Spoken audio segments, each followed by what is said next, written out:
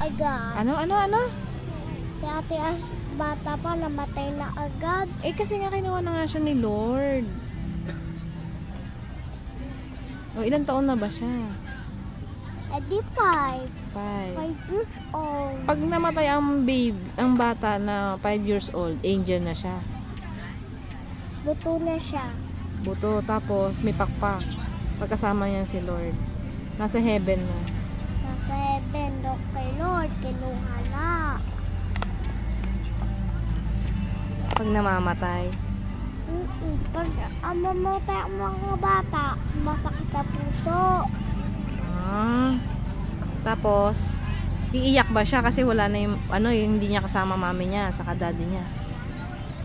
Si Papa namatay na, naiiyak na din. Eh si Papa Art, namatay. Paano yun? Angel din siya.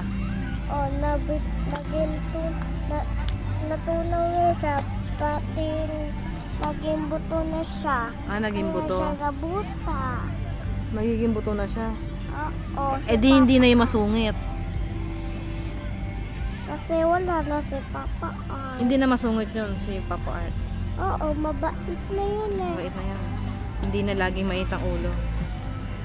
Kasi huwag kayo matitigas sa ulo kasi papaluin kayo. Ikaw nga matigas ang ulo mo eh. Sabi mo napapalo ka ng daddy mo. Totoo ba matigas ang ulo mo? Ha? Di ba sabi ng doktor, huwag kumain ng candy pero matigas ang ulo mo, kumain ka. Ano nangyari sa tonsil mo? Ano ba sabi sa ng doktor? Ano sabi?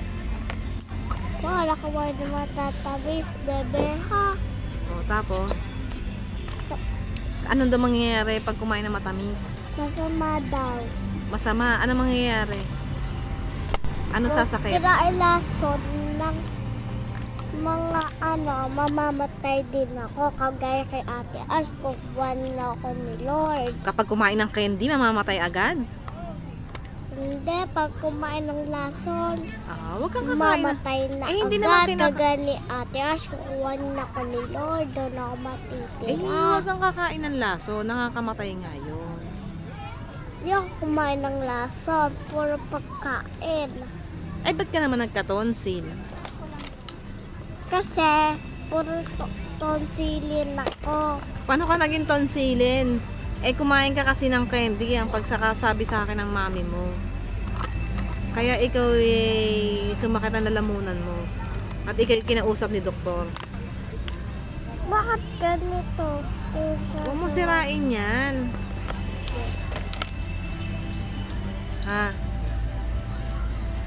Correct lady, nakatungo lang ako. Paano gagawin mo? Nakatungo lang ako. Ganyan. Lang ako. Hindi, yung mata, dapat nakaganon. Hindi, Hindi, nakaganon ng mata. Ganun, paano mata?